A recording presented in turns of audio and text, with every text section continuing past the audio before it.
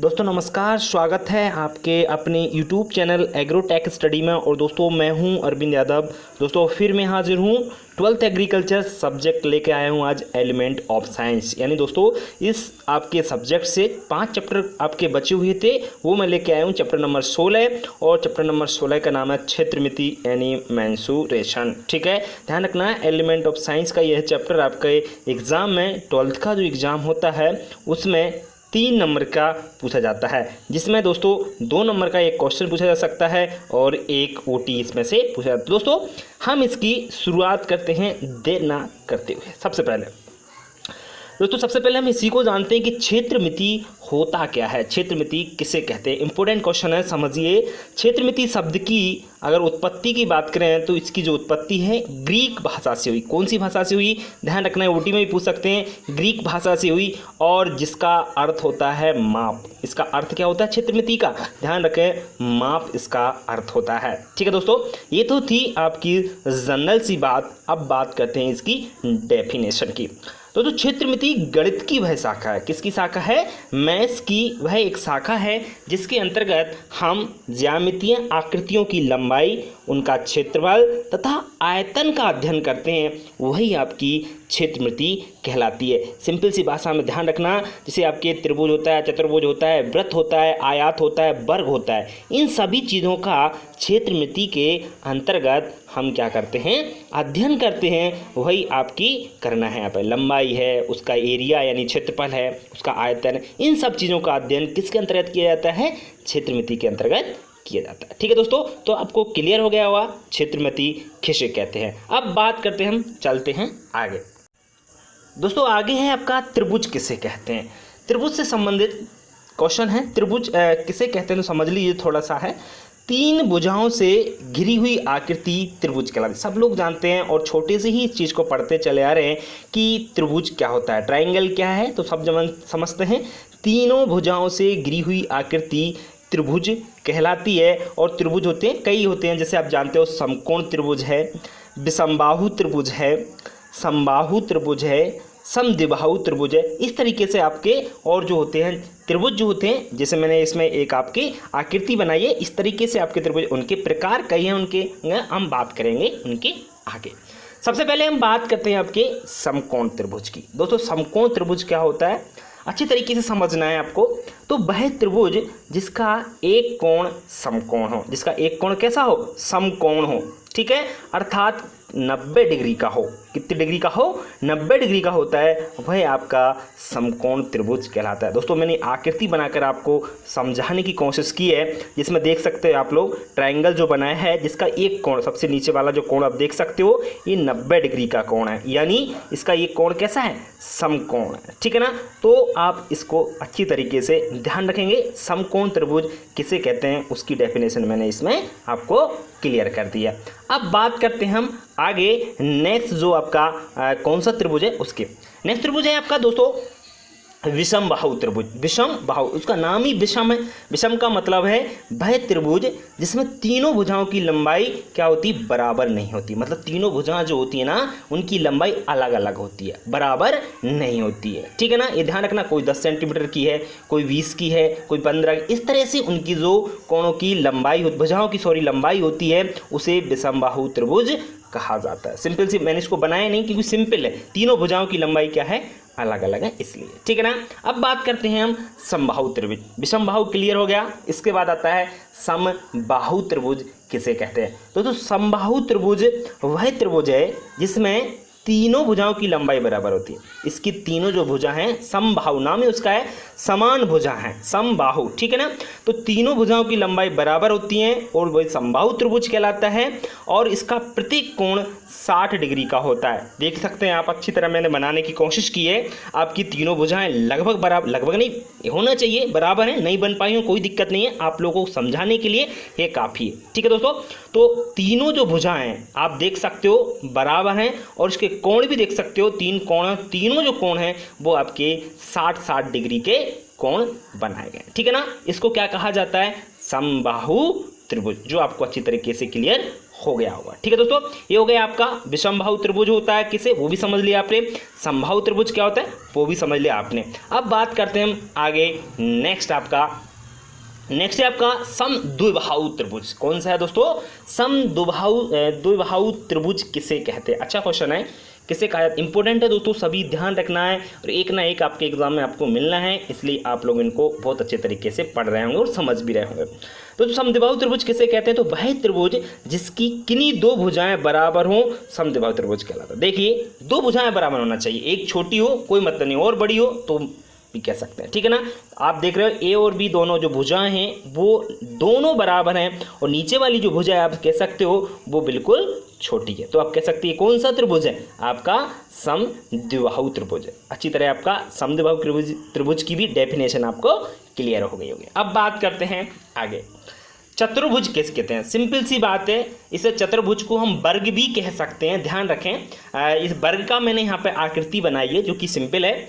चार सरल रेखाओं से घिरे समतल क्षेत्र को चतुर्भुज कहते हैं, और इसमें आमने सामने के शीर्ष को मिलाने वाली रेखाओं को विकर्ण कहते हैं। ध्यान रखना, आमने सामने की जो रेखाएं होती हैं शीर्ष को मिलाने वाली जो सरल रेखा को, उसको विकर्ण कहा जाता है। ये क्या है, आपके विकर्ण। ध्यान रखना, इसको वर्ग भी कह सकता हूँ दूसरी भाषा में। अगर वर्ग की डेफिनेशन पूछा जाए तो आपको ध्यान रखना है जिसकी चारों भुजाएं क्या हों, बराबर हों, और कोण भी क्या हों, आपके चारों समकोण।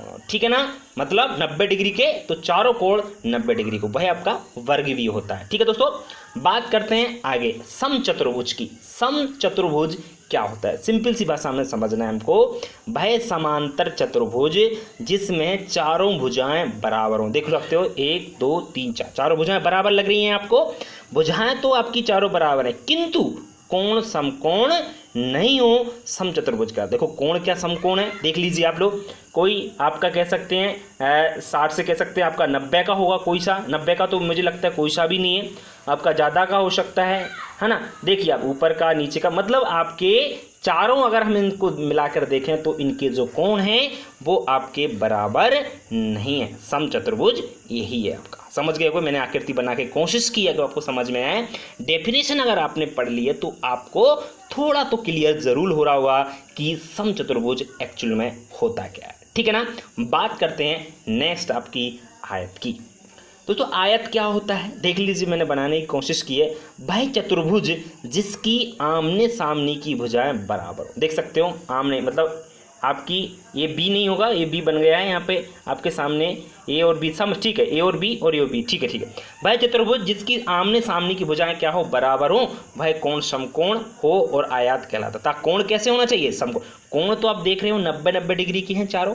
आमने सामने की भुजाएं, ए के सामने जैसे बी है तो दोनों बराबर हैं। ऊपर भी देख रहे हो ए ऊपर है नीचे भी है, मैंने दोनों ये भी आपके कैसी हैं, दोनों भुजाएं बराबर, मतलब आमने सामने की जो भुजाएं बराबर हों और उनके कोण कैसे हों, समकोण हो, वह आपका क्या कहलाता है, आयत कहलाता है। ये आयत की जो डेफिनेशन है वो भी आपको अच्छी तरीके से क्लियर हो गई। ये थे दोस्तों आपके जितने 2 नंबर के क्वेश्चन नंबर। अब करते हैं हम ओटी की बात। ओटी में है टोटल आपकी जितनी भी फॉर्मूले बनते हैं उनको हमने इसमें एकत्रित किया है, तो फॉर्मूले आपको जरूर याद होना चाहिए। बात कर लेते हैं सबसे पहले त्रिभुज का क्षेत्रफल। दोस्तों त्रिभुज का क्षेत्रफल क्या होता है, 1/2। इसका बटा ध्यान रखना, 1/2 आधार इंटू ऊंचाई। क्या है आपका 1/2 आधार इंटू ऊंचाई, किसका फॉर्मूला है, त्रिभुज के क्षेत्रफल का। ठीक है, बात करें सेकंड दोस्तों, तो समकोण त्रिभुज के क्षेत्रफल, समकोण त्रिभुज जो होता है उसका क्षेत्रफल का क्या सूत्र है, ध्यान रखें 1/2 आधार इंटू लंब। ये विशेष याद रखना, इसमें कंफ्यूजन बिल्कुल नहीं होना चाहिए। समकोण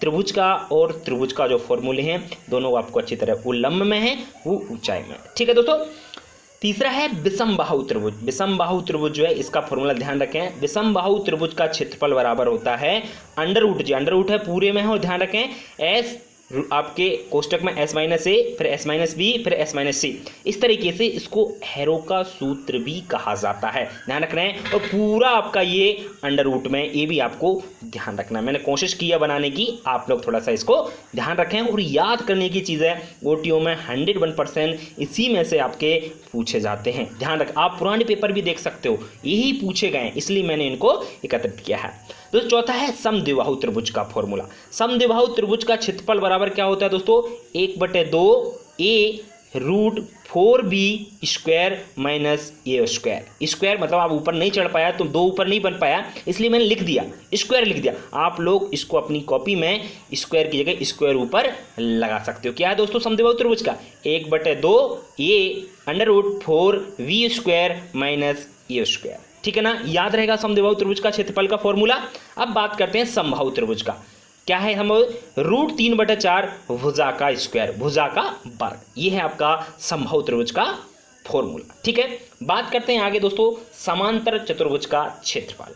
देखो समांतर चतुर्भुज जो होता है उसके क्षेत्रफल बराबर होता है आधार इंटू ऊंचाई। डायरेक्ट में क्या है आपका आधार इंटू ऊंचाई में आपका समांतर चतुर्भुज का क्षेत्रफल है। सातवां है दोस्तों समलंब चतुर्भुज का क्षेत्रफल। समलंब चतुर्भुज का क्षेत्रफल क्या होता है बराबर होता है आपका 1/2 और समांतर भुजाओं का योग इंटू ऊंचाई। समांतर जो भुजाएं होती हैं उनके बराबर योग करें तो आपका बराबर योग इंटू ऊंचाई, वो आपका समलंब चतुर्भुज का फॉर्मूला होता है। वृत्त की परिधि बराबर क्या होता है सब लोग जानते हैं 2πr होता है। वृत्त का क्षेत्रफल बराबर क्या होता है तो πr² होता है। आप स्क्वायर की जगह 2 लिख सकते हो, ध्यान रखना। घन, ये अच्छा पॉइंट है, घन का संपूर्ण पृष्ठ बराबर जो फॉर्मूला होता है वो होता है 6a³। क्यू की जगह आप 3 लिख सकते हो, ऊपर आप क्यू चढ़ा सकते हो ना। और घन का आयतन क्या होता है a³। तो ये थे आपके दोस्तों सभी जो इतने फॉर्मूले आपके जो बनते हैं और इसी फॉर्मूलों को आपके एग्जाम में पूछा जाता है। इसलिए आप सभी फॉर्मूले और जो भी डेफिनेशंस बनती हैं इस, क्योंकि यह चैप्टर 3 नंबर का है, ध्यान रखना, एक ओटी आना है और एक 2 नंबर का क्वेश्चन आना है। क्वेश्चन यानी क्वेश्चन का मतलब ये नहीं कि आपका कोई न्यूमेरिकल पूछ ले, इसी में से आपकी डेफिनेशन टाइप की पूछ जाती है। मैंने अभी तक जो भी पेपर हुए हैं 16, 17, 18, 19, 20 सभी देखे, उसमें से सिर्फ एक पेपर में आपका ओनली न्यूमेरिकल पूछा गया, बाकी सभी में डेफिनेशंस पूछी गई और आपका जो फॉर्मूला है वो आपके एक ना एक जरूर पूछा गया, इसलिए आप इनको जरूर याद रखें। ठीक है दोस्तों, और हाँ एक चीज़ और, एक पॉइंट और मेरी तरफ से जोड़ लेना, इसमें जो आपका त्रिभुज होता है ना उसके तीनों कोणों का योग होता है 360 डिग्री। कितना होता है आपका 360 डिग्री, क्योंकि एक कोण कितने होता है 90 डिग्री का होता है और 3 कोण होते हैं त्रिभुज में, ट्रायंगल में, टोटल आपके उसका योग कितना होता है 360 डिग्री। तो ये चीज़ थोड़ा सा आप लोग याद रखें। ठीक है दोस्तों, ये चैप्टर कंप्लीट हो गया। अगर कोई 2-4 क्वेश्चन बचते हैं इसमें से छोटे ओटी के चक्कर में तो आप लोग चिंता ना करें, मैं उनको आगे आपको जरूर बता दूंगा। ठीक है दोस्तों, आज के लिए इतना ही। वीडियो कैसा लगा कमेंट बॉक्स में लिखकर जरूर बताएं, और अगर वीडियो अच्छा लगता है तो लाइक जरूर करें वीडियो को और अपने दोस्तों को शेयर करना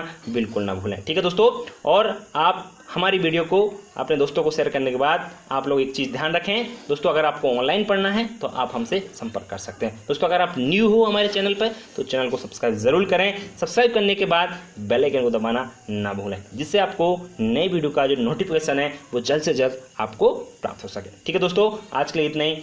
नमस्कार।